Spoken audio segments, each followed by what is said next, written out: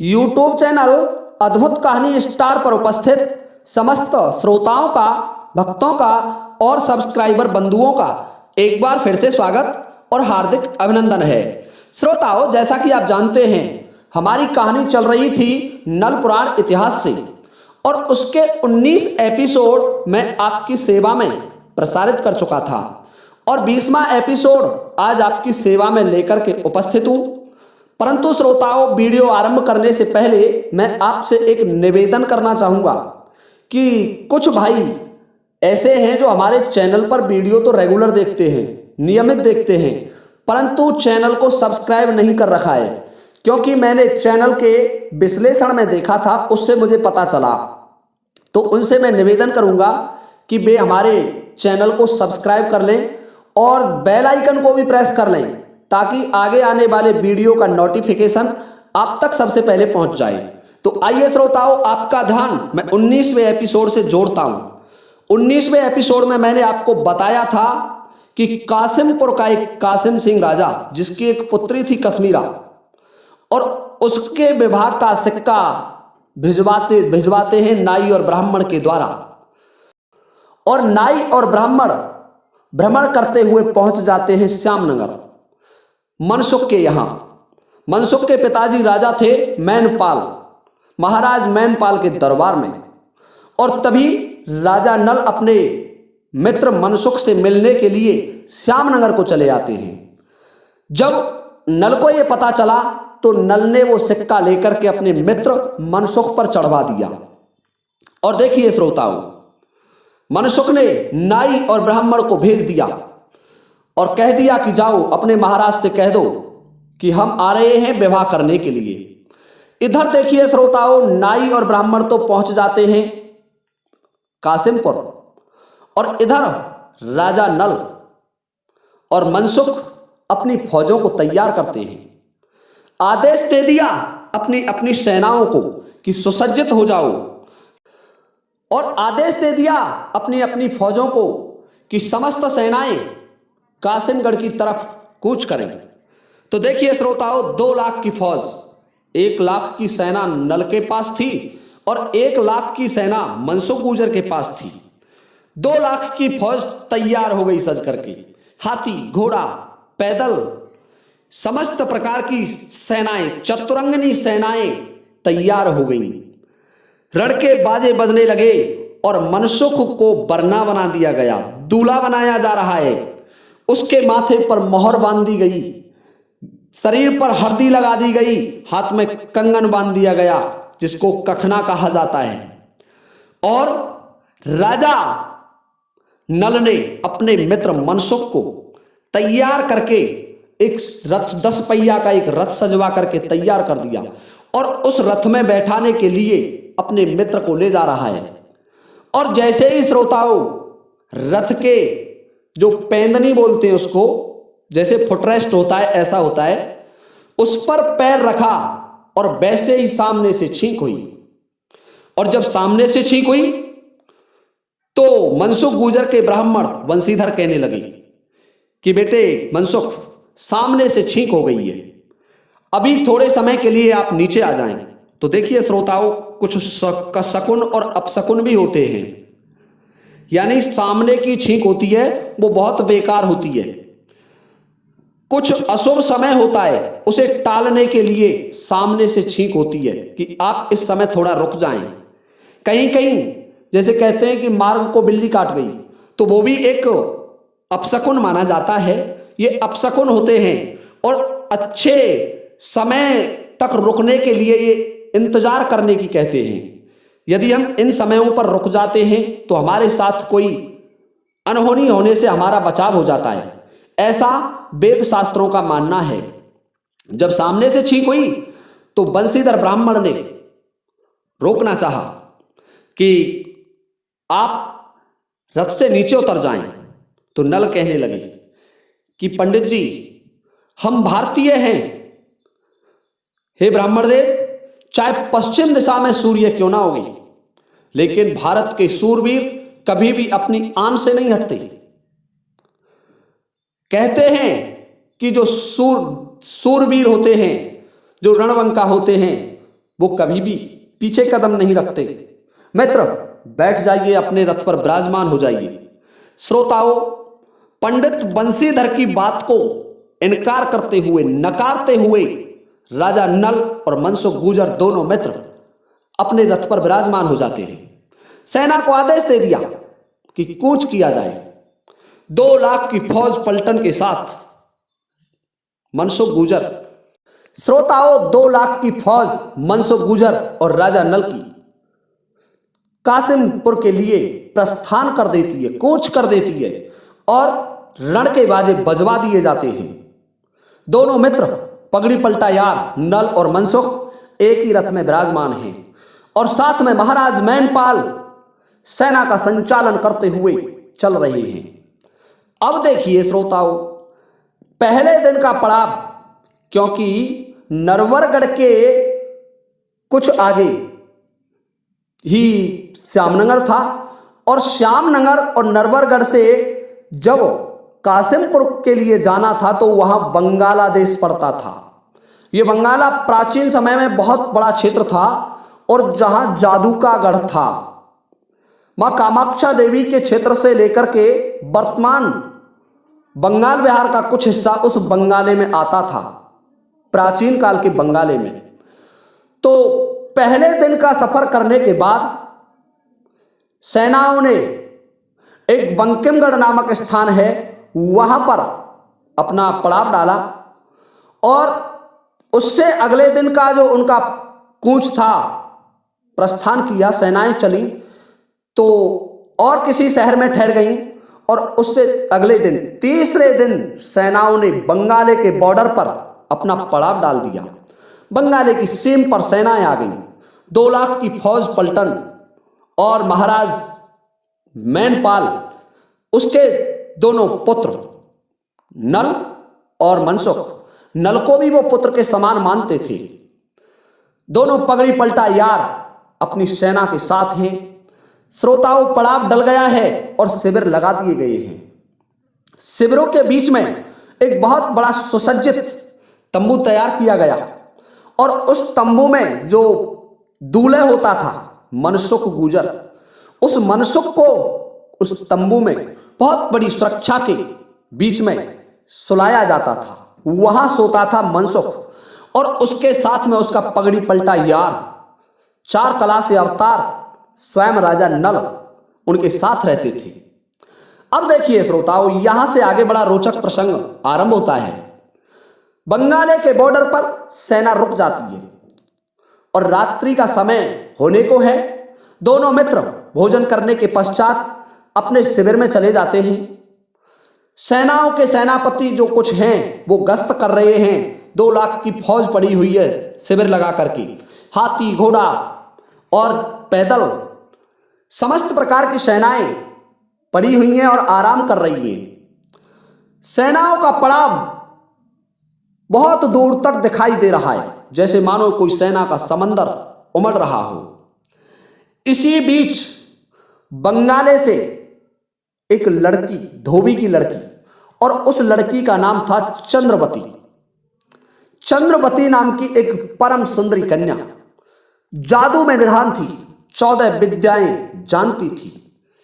आपको एक बात और बताना चाहूंगा कि प्राचीन बंगाले में जितना जादू होता था वो औरतों के पास होता था। तो चंद्रकला 20 वर्ष की उम्र और चंद्रमा के समान सुंदर लड़की विहार करने के लिए चल देती है। रात्रि का समय था। जब उस चंद्रकला ने उस बंगाले के बॉर्डर पर आई तो वहां देखा कि सेना का एक समुद्र पड़ा हुआ है, विशाल सेना पड़ी हुई है।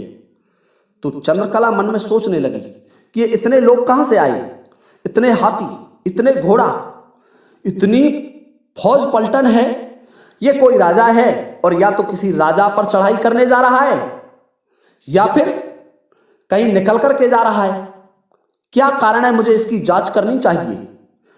तो चंद्रकला ने अपना जादू का पिटारा निकाला और उस सेना पर जादू चला दिया। जितने भी पहरेदार थे सब सो गए, जितने सूर सिपाही थे सब सो गए और सबको सोने के बाद चंद्रकला उस शिविर में घूम रही है। सेनाओं के उस विशाल समुद्र में घूम रही है। चंद्रकला ने देखा कि चारों तरफ सैनिक ही सैनिक पड़े हुए हैं, परंतु यह बहुत बड़ा सुसज्जित तंबू लगा हुआ है। इस तंबू में क्या है, मुझे इसको चलकर देखना चाहिए। चंद्रकला ने उस तंबू में प्रवेश किया तो देखा दो सुंदर राजकुमार सो रहे हैं। दोनों की छवि देखते ही बनती थी, चंद्रमा के समान सुंदर। उन्हें देख करके चंद्रकला मन में प्रसन्न हो जाती है और कहने लगी कि हे मां भवानी, तैने आज मेरी सुन ली। मुझे तो ऐसे ही पतियों की आवश्यकता थी, मैं इसीलिए तो अब तक कुमारी थी, मैंने विवाह नहीं करवाया और आज मैं इन दोनों का अपहरण करके ले जाऊंगी। देखिए श्रोताओं, तंबू में बैठी बैठी विचार कर रही है कि किसको लेके चलना चाहिए, नल को या मनसुख को, क्योंकि मनसुख तो दूल्हे बन रहा था और नल की जो शोभा थी, सुंदरपन था, वो मनसुख से कहीं 10 गुना अधिक था। दोनों की उम्र लगभग बराबर थी, दोनों समान आयु के मित्र थे। अब श्रोताओं, चंद्रकला ने विचार विमर्श किया और विचार करके मन में आया कि मेरी छोटी बहन वीरवती और है, हम दोनों बहनों को ये दोनों राजकुमार बड़े उपयुक्त रहेंगे, क्यों ना इन दोनों राजकुमारों का अपहरण कर लेती हूं। देखिए श्रोताओं, जादू में प्रवीण उस धोबी की पुत्री चंद्रकला ने अपना जादू चलाया।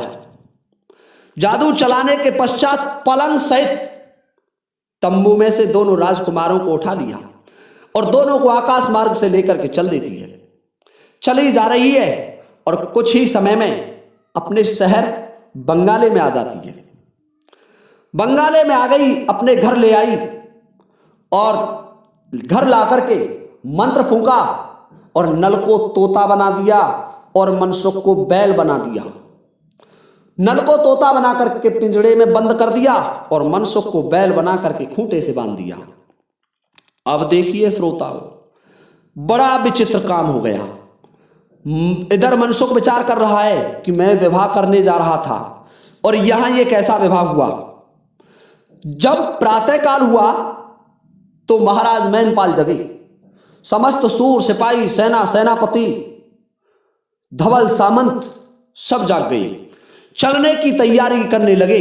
परंतु महाराज मैनपाल को तभी एक सैनिक ने सूचना दी कि महाराज, जिस शिविर में दोनों राजकुमार थे उनमें से एक भी राजकुमार शिविर में नहीं है।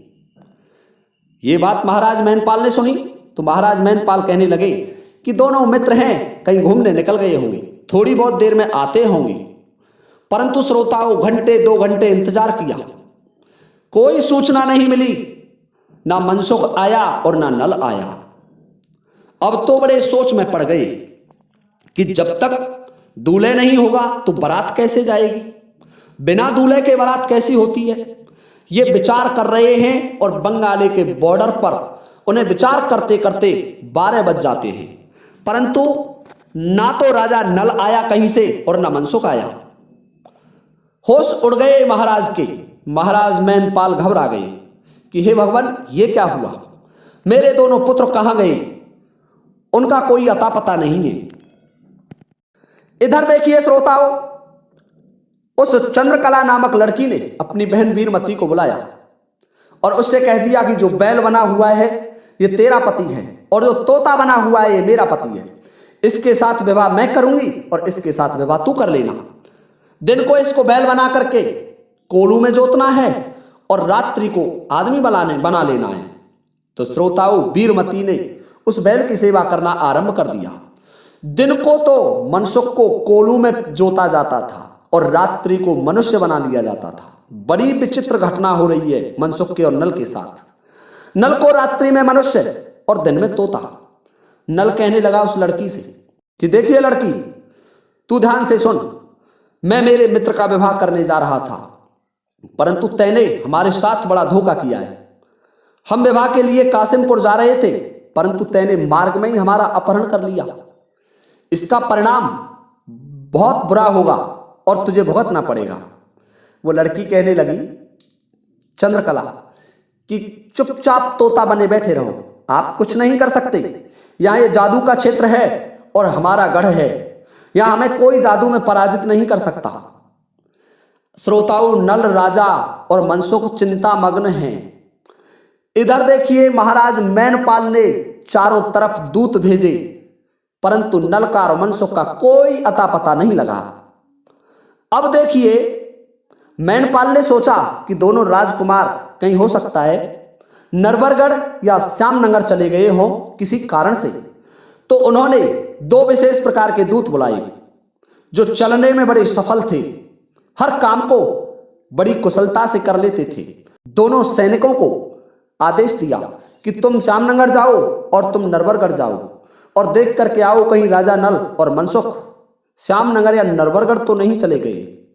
श्रोताओं, सेना पड़ी हुई है, 3 दिन सेनाओं को पड़े पड़े हो गए।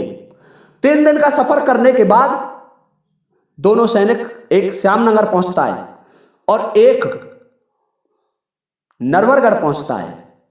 श्यामनगर में नल का और मनसुख का कोई पता नहीं है, नरवरगढ़ में भी नल का और मनसुख का कोई पता नहीं है। तभी महारानी गजमोतनी, राजा नल की पत्नी, उसने देखा, रानी मंझा ने देखा और महाराज प्रथम ने देखा तो सैनिक से कहने लगे कि सैनिक, तुम यहां कैसे आए?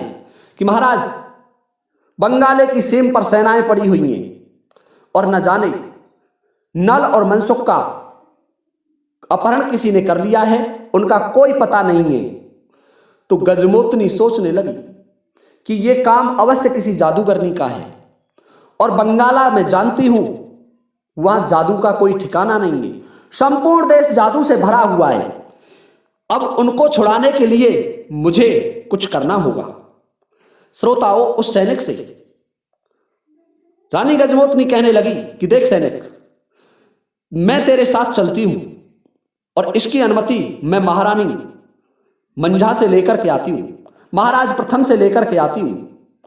श्रोताओं, गजमोतनी महाराज प्रथम और मंझा के कक्ष में पहुंच जाती है और महाराज प्रथम से और मंझा से कहने लगी कि महाराज, हे मातेश्वरी, मुझे आप बंगाले के बॉर्डर तक जाने की अनुमति दीजिए।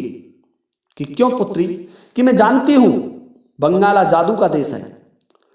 मैंने आपको जहां से कैद छुड़ाई थी उस समय बंगाले को देख लिया था। बंगाले में चारों तरफ जादू है, वहां की हर स्त्री जादूगरनी है और निश्चित ही मेरे पति और मनसुख देवर का किसी ने अपहरण किया है। किसी नारी ने, हो सकता है, उन्हें तोता या बकरा बना रखा हो या बैल बना रखा हो। मुझे जाने की अनुमति दीजिए। श्रोताओं, मंझा रानी कहने लगी कि पुत्री, तुम यदि इस वेश में जाओगी तो मार्ग में कोई खतरा हो सकता है। कि नहीं, मैं आज ही सैनिक वेशभूषा तैयार करती हूं और मैं सैनिक वेश में जाऊंगी। अब देखिए श्रोताओं, इधर गजमोतनी ने सैनिक का वेश बनाया, जनाना भेष उतार के फेंक दिया और मर्दाना भेष धारण कर लिया और एक घोड़े पर सवार होकर के उस सैनिक के साथ चल देती है बंगाले के बॉर्डर की तरफ। 3 दिन का सफर करने के बाद गजमोतनी और वह सैनिक दोनों पहुंच जाते हैं बंगाले के बॉर्डर पर, जहां महाराज मैनपाल अपनी सेना के साथ पड़े हुए हैं। महाराज मैनपाल बड़े व्याकुल हैं, कुछ कर नहीं सकते, बेबस हैं। इधर पहले श्यामनगर से जो सैनिक भेजा था उसने आकर के सूचना दी कि महाराज मनसुख और राजा नल श्यामनगर तो नहीं पहुंचे। कुछ देर के बाद गजमोतनी और वह सैनिक दोनों आ जाते हैं। उस सैनिक को देख करके, गजमोतनी को देख करके मैनपाल कहने लगा कि इस सैनिक को कहां से लाए आप? तो वह सैनिक कहने लगा, महाराज, यह एक विशेष प्रकार का सैनिक है, विशेष सुसज्जित सैनिक है और यह गुप्तचरी जानता है, इसलिए इस सैनिक को मैं आपकी सेवा में लेकर के आया हूं। मैनपाल कहने लगा, तब तो चलिए, हमें इस समय इसकी आवश्यकता भी है। अब श्रोताओं, गजमोतनी ने उस सैनिक से कह दिया था कि तुम्हें मेरा भेद नहीं बताना है, नहीं महाराज मैनपाल क्रोधित हो जाएंगे। श्रोताओं, गजमोतनी ने, दूसरा दिन हुआ, महाराज मैनपाल रो रहे हैं, विलाप कर रहे हैं, विलाप चल रहा है उनका, रुदन चल रहा है कि मेरे पुत्रों को कौन ले गया। खोज चल रही है लेकिन कोई भी बंगाल के भीतर घुसने का दुस्साहस नहीं कर सकता था। अब गजमोतनी ने मन में विचार किया कि मुझे कुछ करना होगा।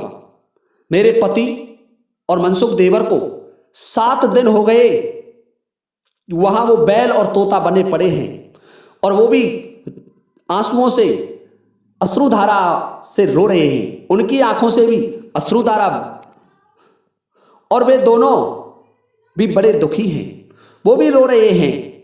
ये सोच करके गजमोतनी ने एक नटनी का वेश धारण किया, एक नटनी का बाना धारण किया, और नटनी का बाना धारण करके चल देती है उस शहर के लिए जहां नल और मनसुख तोता और बैल बने हुए 2 लड़कियों की कैद में हैं।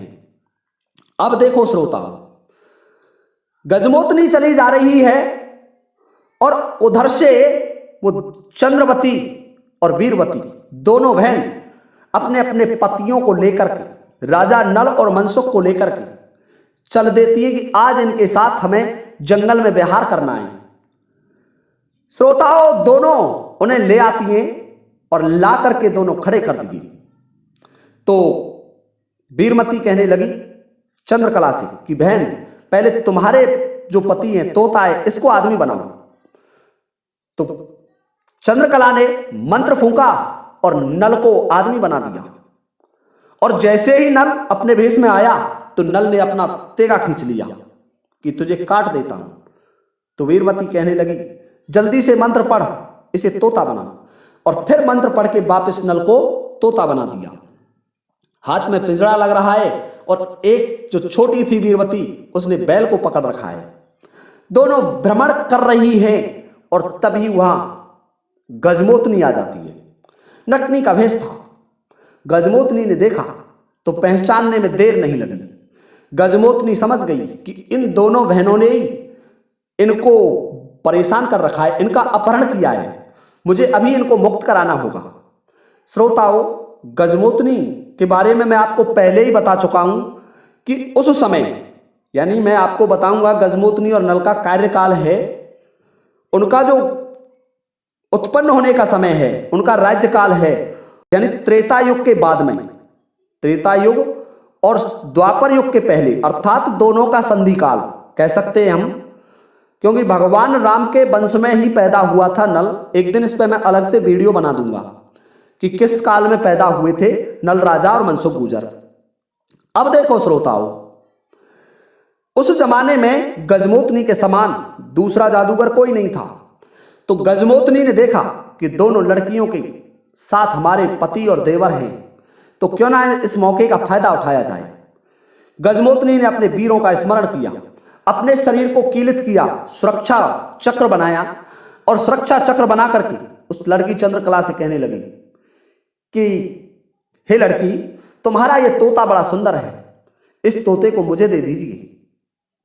तो वो चंद्रकला कहने लगी कि जा, तू कौन होती है नटनी, इस तोता को, इससे तो मैं विवाह करूंगी, ये तो मेरा पति है। गजमोतनी ने उसे समझाया कि तुम्हारी मृत्यु को निमंत्रण दे रही हो। तो चंद्रकला कहने लगी कि आप नहीं जानती, शायद ये बंगाला है, यहां पर विद्याओं की कमी नहीं है, एक से एक बढ़कर के विद्या है। तुझे भी यदि कोई कुतिया बनना है या कोई चिड़िया बनना है, तुझे भी यदि चिड़िया बन करके मेरे इस पिंजड़े में बंद रहना है तो आइए। श्रोताओं, जब ऐसे चंद्रकला ने कहा तो गजमोतनी ने मंत्र को अवमंत्रित किया और चंद्रकला पर छोड़ दिया। और चंद्रकला पर जैसे ही मंत्र छोड़ा तो चंद्रकला की उसने एक चिड़िया बना दी, और चिड़िया बना करके पकड़ लिया अपने हाथ में। जब वीरमती ने देखा कि मेरी बहन को इसने चिड़िया बना लिया है, तो वीरमती सामने आई, और तभी गजमोतनी ने फिर मंत्र का प्रहार किया, और उसने अपने मंत्र से उस वीरमती को भी चिड़िया बना दिया। दोनों बहनों को चिड़िया बना करके पिंजड़े में कैद कर लिया, और नल और मनसुख को लेकर के गजमोतनी चली आती है अपने शिविरों की तरफ। जब शिविर से कुछ दूर रह गई तो गजमोतनी ने नल को और मनसुख को खड़ा किया, और खड़ा करने के बाद एक पात्र में जल लिया, जल को अवमंत्रित किया और नल पर और मनसुख पर छींटे मारे, और जैसे ही छींटे मारे तो नल और मनसुख पूर्ववत हो गए। और जब दोनों पूर्ववत हुए तो गजमोतनी एक वृक्ष की ओट ले जाती है। नल कहने लगा मनसुख से कि मनसुख, सिवाय गजमोतनी के कोई दूसरा ऐसा नहीं हो सकता जो हमारी कैद छुड़ा ले। अवश्य ही गजमोतनी आई है। मनसुख कहने लगा कि हाँ भाई नल, भाभी ही एकमात्र ऐसी है जो हमें छुड़ा सकती है। बंगाले की विद्या का तोड़ उसके पास है, देखा जाए कहाँ है उसको। तो उन्होंने खोज की तो गजमोतनी एक वृक्ष की ओट में खड़ी हुई है। नल उसे पहचान जाता है। नल कहने लगा कि गजमोतनी, अब तू हमसे छिपे मत, और हम जानते हैं कि तेरे बिना हम कासिमपुर को विजय नहीं कर सकते। तुझे हमारे साथ चलना होगा। बंगाले का ये बॉर्डर, ये सीम हमें पार करानी होगी। श्रोताओं, नल, मनसुख और गजमोतनी तीनों अपने शिविर में अपनी सेना के पास आ जाते हैं। और जब महाराज मैनपाल ने देखा कि उसका पुत्र राजा नल और उसकी नल की पत्नी गजमोतनी तीनों एक साथ आ रहे हैं तो मैनपाल की खुशी का ठिकाना नहीं रहा। मैनपाल कहने लगा कि नल, तू क्या ससुराल चला गया था? तो मनसुख कहने लगा, नहीं महाराज, हमें इस बंगाले की ये दो लड़कियां जो देखिए इस तोते में चिड़िया बनकर बंद हैं, इन्होंने हमारा अपहरण कर लिया था। मैनपाल कहने लगा, इन चिड़ियाओं को मुझे दिया जाए, इन्हें कैद कर लिया जाए और समय आने पर छोड़ा जाएगा। श्रोताओं, उन दोनों चिड़ियाओं को गजमोतनी ने अपने पास कैद कर लिया है चिड़िया के रूप में, क्योंकि वो चंद्रकला और वीरमती दोनों बहन थी, एक धोबी की पुत्री थी। अब देखिए श्रोताओं, पहले दिन राजा नल और मनसुख अपने तंबू में आ जाते हैं और सेना को कूच का आदेश दे दिया जाता है। सेना पहले दिन का सफर करती है और बीच बंगाले में जाकर के अपना अगले दिन का पड़ाव लगा देती है। देखिए श्रोताओं, आपको अगले वीडियो में बताऊंगा कि अब यहां से आगे वह क्षेत्र आरंभ होगा कासिमपुर का, जहां का वो वन क्षेत्र था और जहां दानवों से लड़ाई होगी। उस क्षेत्र का वर्णन मैं आपको कल के वीडियो में करूंगा, क्योंकि ये वीडियो 20 मिनट से लंबा हो गया है और मैं 20 मिनट से अधिक वीडियो आपकी सेवा में अभी प्रस्तुत नहीं कर पा रहा हूं। इसके लिए मैं आपसे पहले बोल चुका हूं, क्षमा प्रार्थी हूं। तो श्रोताओं, आप सभी से अनुमति लेता हूं और ये वीडियो समाप्त करता हूं। इसी के साथ जय हिंद, जय भारत।